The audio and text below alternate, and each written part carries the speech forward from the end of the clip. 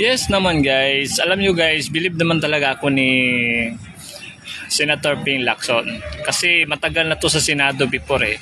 At isa din ito sa mga binoboto kong ng mga senador guys. Alam ko yung talagang hangarin niya dati na para sa katiwalian at kanang para din sa anti-corruption.